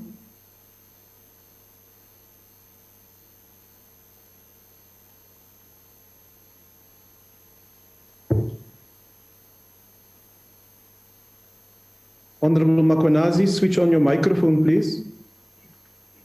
House Chair, Honourable Makwanazi had concluded. Thank you. Honourable members, The motion is that the report be adopted. Are there any objections? Chairperson?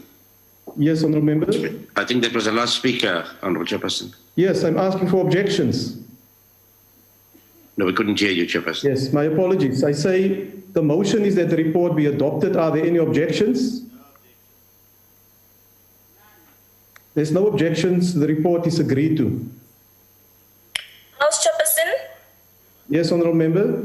Yes, on a point of privilege, House Chair, as I was the parliamentary channel, as I was called, the recording, it says that I'm an EFF member and my surname is not spelled right. So it must be Chabalala with a T. And I'm not an EFF member, I'm a proud member of the NC. So Parliament channel must record properly.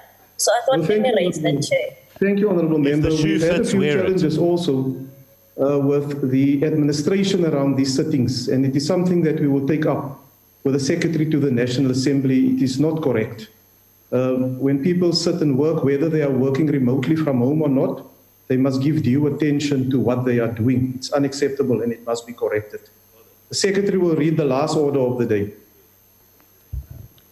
Consideration of report of Portfolio Committee on Communications on 2020-2021 first quarter performance and expenditure report of Government Communications and Information System. I now call on the Honourable Manelli, who will introduce the report. The Honourable Manelli. Greetings, Honourable House Chairperson, Honourable Members, fellow South Africans. In introducing this report of the Portfolio Committee on the 2020-2021 first quarter performance report of Government Communications and Information Systems, GCIS, allow me to pay respect to all those who passed on as a result of the COVID-19 pandemic, whilst at the same time saluting the frontline workers who continue to risk their own lives to save lives. More importantly, I acknowledge those who kept South Africa well informed, particularly SABC employees who ensured the national broadcaster remained the first choice in getting news for millions of South Africans throughout the stages of the national lockdown. This is the reason the committee, in particular the ANC component, chose to support all efforts and interventions by all stakeholders, in particular the ministry as the shareholder representative, as represented by Deputy Minister Ekana as delegated by the Minister, to ensure that jobs are saved, whilst at the same time trying to reposition the SABC to financial health and sustainability. We remain opposed to political grandstanding with no solutions at the expense of the plight of the SABC employees. The Portfolio Committee considered the 2020-2021 first quarter performance report, which is the 1st April 2020 to 30 June 2030, of the department in a virtual meeting on the 25th August 2020. The report gives an overview of the department's presentation made to the committee, which mainly focuses on its achievements, outputs in respect of performance indicators, and targets set for 2020-2021 financial year and related financial measures. Even though the quarter under review was during the period of the stricter lockdown levels, the committee observed that, one, this department has had 7 consecutive years of clean audit opinions from the Auditor General, achieved 80% of its targets with satisfactory reasons on the ones not achieved, given the lockdown levels at the time. 2, that the department under the leadership of the ministry, I would recognize Honorable Minister Mthembu and Deputy Honorable Swear, who did exceptionally well in ensuring a single, well-coordinated message of government to South Africans, both inside the country and outside the country, which was well received. Thirdly, that the department created meaningful partnerships with community media working with the MDDA, national broadcasters, different social media platforms, and distribution of Zenzele publication, in particular to rural provinces in the different languages to ensure delivery of government message, whilst at the same time rebutting fake news whenever they occurred. Honourable House Chair, as I conclude, it is indeed worth saying that whilst COVID-19 related procurement, PPEs in particular, is perceived to be just about corruption, this department assured the committee that there were no deviations from procurement regulations that the department approved. Once again, this confirms that even under emergency circumstances, there can be delivery without compromising the accountability requirements. This report, House Chair, is presented for the consideration of the House, and I thank you. Thank you, Honourable Member. I now recognize the Honourable Chief Whip of the Majority Party. Thank you, House Chair. House Chair, I move that the report be adopted by the House. Thank you. Thank you, Honourable Chief Whip. I now recognize parties wishing to make a declaration. The Democratic Alliance. Thank you very much, House Chair. With 2020, my personal annus horribilis, and apologies to Queen Elizabeth for misappropriating her term, it's also been a horrible year for millions of South Africans who, after a ruinous lockdown, are staring joblessness, deprivation, and hopelessness in the face. Leaving the Wuhan virus aside for a moment, never forget that South Africa's unemployment crisis is the direct result of a quarter of a century of ruinous ANC policies.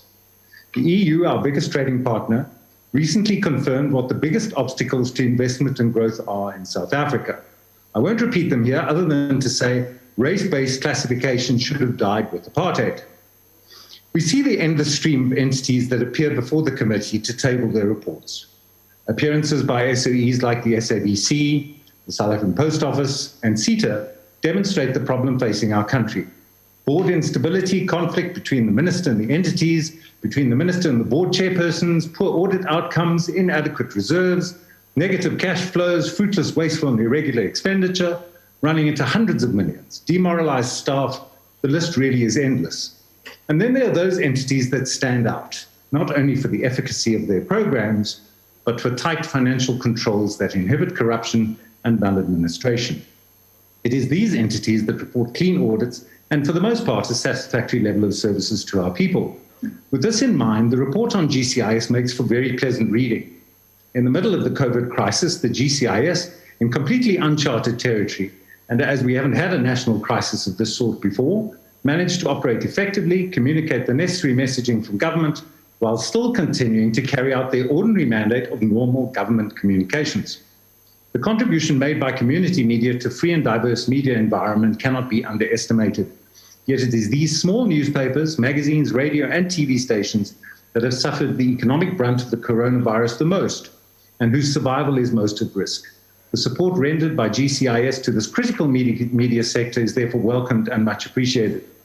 So what is it then that makes GCIS and the MDDA, for example, both achieve consistently clean audits, have competent boards focused on their mandates, and are staffed with motivated and energized people who display ingenuity and initiative? The organizational climate is healthy and empowering, and all those involved in the entities, from the minister down, can be rightfully proud of the association. With all entities operating in basically the same economic environment, with the same challenges, why is it that when we contrast the excellent examples of the GCIS and MDDA, for example, with CETA, SAPO, SABC, USASA, or even NEMISA, we find these entities also generating headlines, just like the MDDA's Vuk'uzenzele publication? That's a good read, that, actually. But sadly, all the wrong headlines, like qualified audits, caretaker CEOs, ministers playing boardroom bingo and musical chairs for the top seat at the table, ministerial influence peddling that is corrupt at worst and unethical at best, failure to meet targets, and as in the case of the South African Post Office, still hasn't tabled its annual report. All things being equal, the difference is clear. It comes down to leadership at the top. Besides our common membership of the Parliamentary Gunshot Survivors Club, I hold no brief for Minister Jackson Mthembu beyond our pleasant, courteous and insightful engagements in committee when the imperious Minister Ndabeni Abrams was on unpaid leave earlier this year.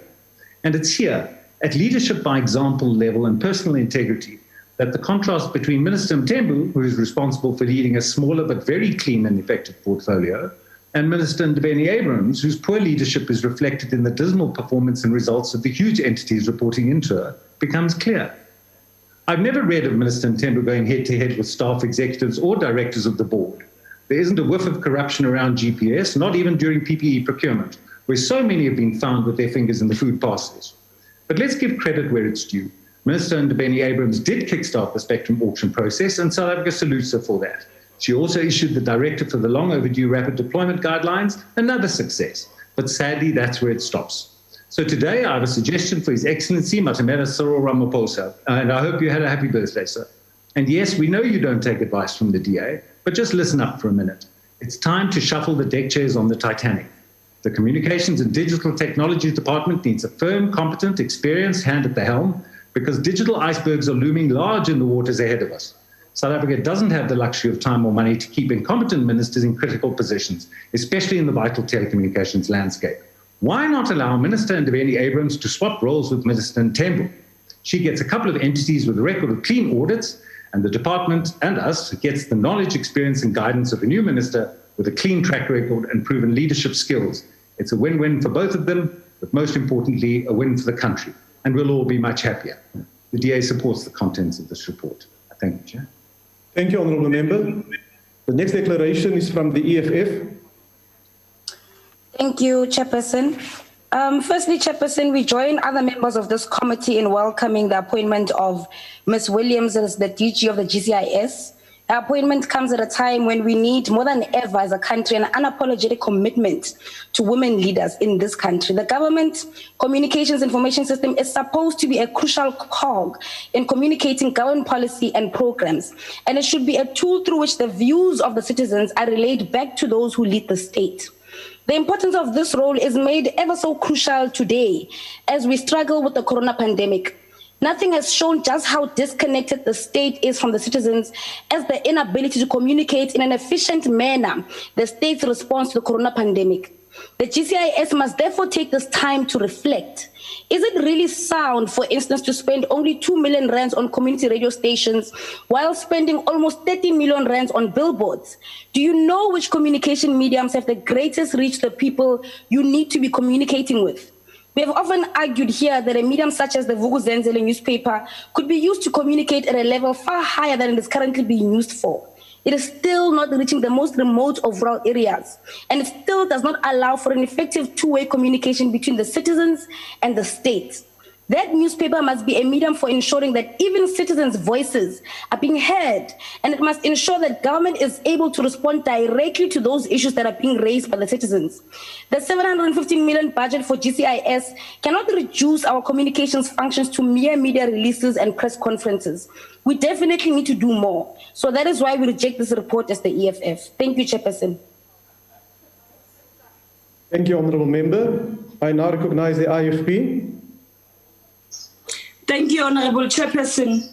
Of late, it is rare to come across a department that meets its target, or indeed even manages to reach 50% of its goals for any given period. Therefore, the IFP would like to echo the committee's appreciation of the work done by the Government Communication and Information System during the first quarter of 2020-2021.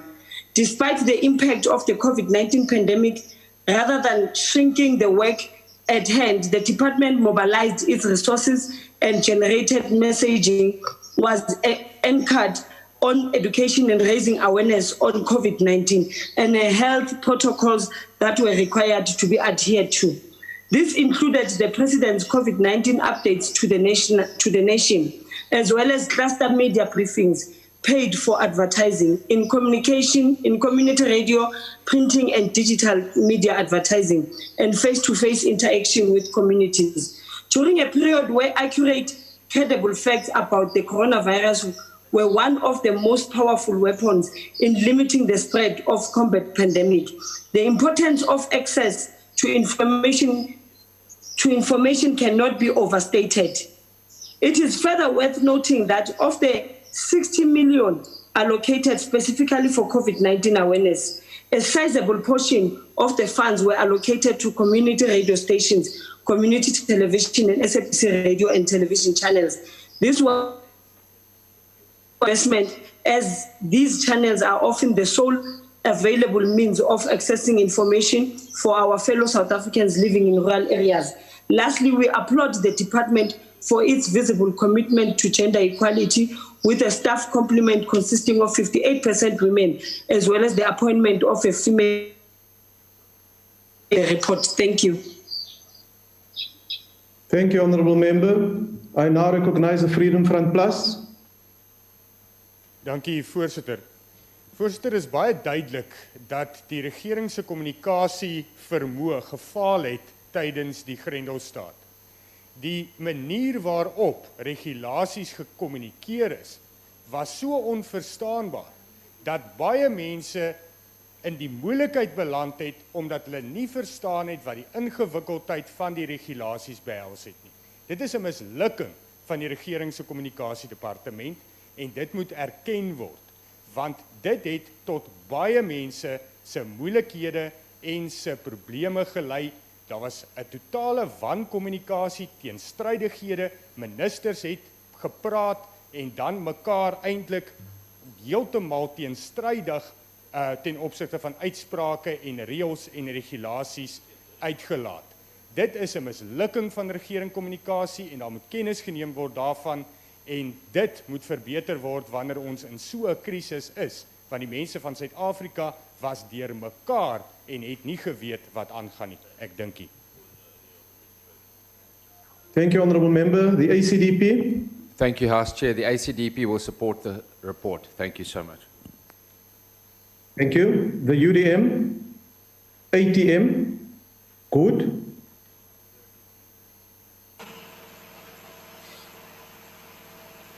Is there a member from Good on the platform? The NFP. The AIC. COPE. PAC. Al-Jama. Thank you very much, Honourable House Chair. Honourable House Chair, we are looking forward to an exciting time in this particular department with a minister that is forward-looking.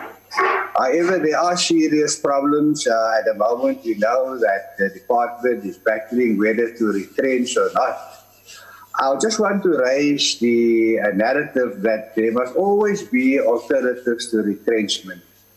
And here is an ideal opportunity to use existing staff and offer them opportunities to start enterprises in the SABC so they can ring-fence certain activities, get some of the staff to take responsibility instead of outsourcing it outside the SABC ranks.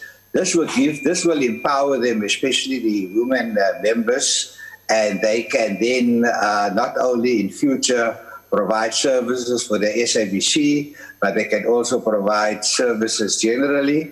And in this way, the SABC can reduce its headcount. It's important for the SABC to be lean and mean now that we have all these restrictions.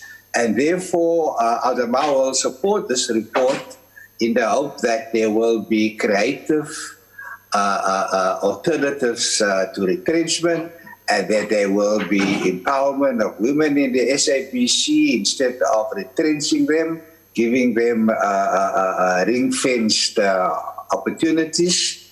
And we also feel that it is time the SABC go to the next level, because they still seem stuck to the present decade. They need to move to the next decade. Thank you very much, Honourable Chair. We will support the report.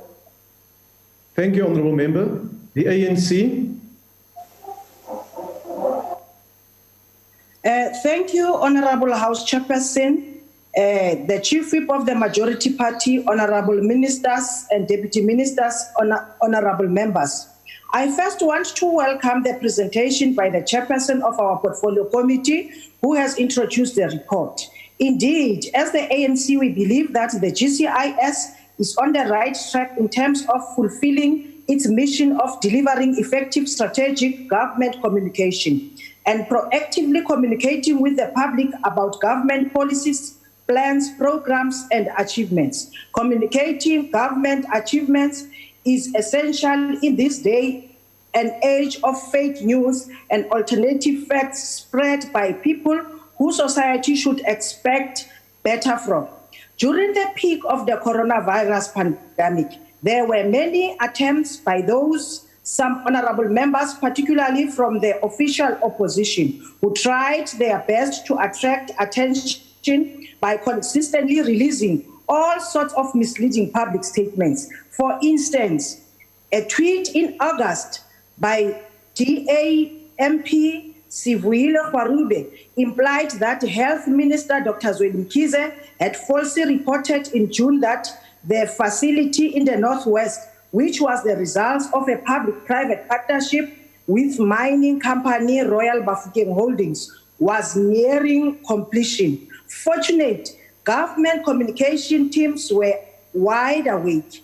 They picked up the honorable members' false claims and duly clarified to the public that indeed the hospital was officially handed over in July at a ceremony that was attended by Northwest Premier Professor Job Mokgoro.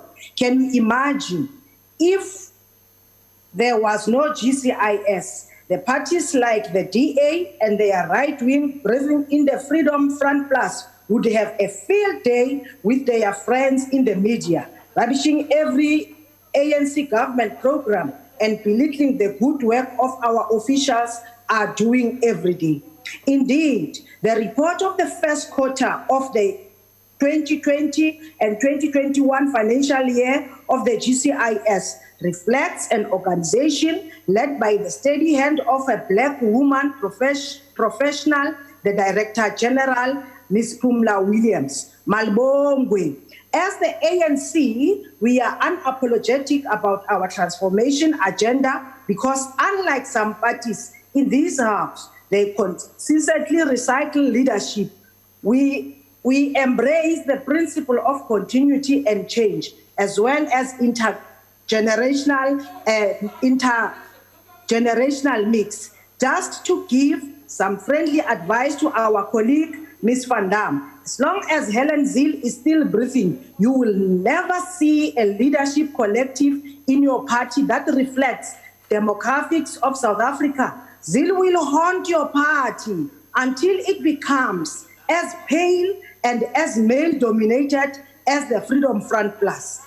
The 2019 national and provincial elections, as well as the recent election, have shown that Freedom Front Plus is eating your breakfast, your lunch, and also your supper in the white conservative communities. No matter how hard you try, Honorable Van Dam, to portray yourself as a reliable attack dog of right wing, you and your acolytes, such as Honorable Khwarube, will never ever be recognized as equal in conservative white society.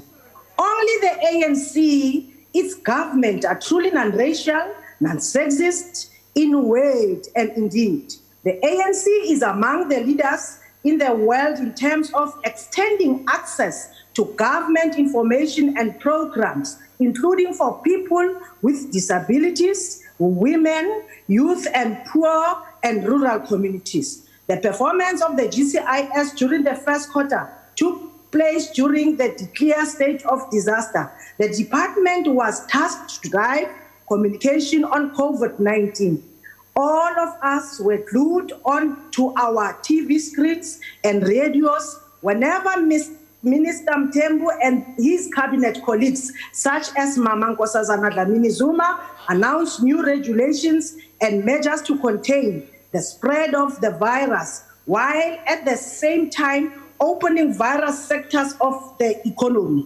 The leadership of our government spoke in our languages and communicated a clear message to our people. Of course, they came under attack from some opposition figures who could not accept being led. But despite the many challenges faced by our communities, the majority of the South African public understood that we are living in a new normal. They appreciated the leadership provided by government. That confidence was affirmed in the by-election where the ANC once again emerged as a people's movement. Most of South Africans adhered to the health protocols because of the outstanding education and raising of awareness on COVID-19, led by the GCIS in particular. On the matter of PPEs, the committee has requested a comprehensive breakdown of expenditure to the department. This is a part of the responsibility the ANC has taken to lead in the oversight work of Parliament in all our committees. The ANC has committed to fight the scourge of corruption wherever it manifests itself and build an ethical, capable and developmental state. The ANC supports this report, and we wish the GCIS well in the coming period of economic reconstruction and recovery. They must continue to inform and educate so that all South Africans can become part of the tremendous work of rebuilding our economy. House Chair, I thank you. Thank you, Honourable Member. Honourable Members, the motion is that the report be adopted. Are there any objections? Chairperson, please note the objection of the EFF. Objection is noted. Are there any further objections? No further objections, and the report is thus agreed to. Honourable Members, that concludes the business for the day, and the House is adjourned. Long live the chairperson! Long live Nomsa! Shaya! This was absolutely wonderful. It finished early. Thank you. Long live the chair. The pink DA, pink! People of God, full gate. Long live, long live, long live, long live. It goes down like Ushiri. Yeah. we wish Stellenbosch well in his executive.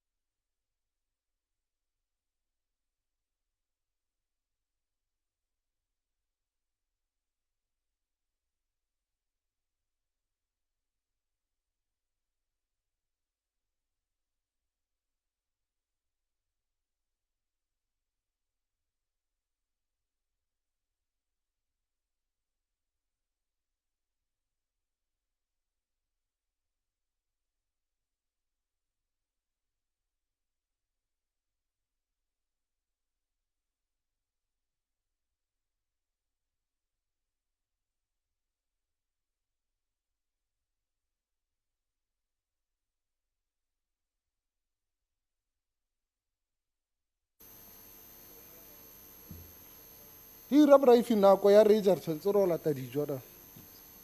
Okay, any sound check 1 2 1 2 testing 1 2. Yeah? I read you loud and clear, Tumelo. Yeah, he's fine, right? He can hear me. Okay, cool, bro. Short, we'll see you at 2. Sharp. Sharp.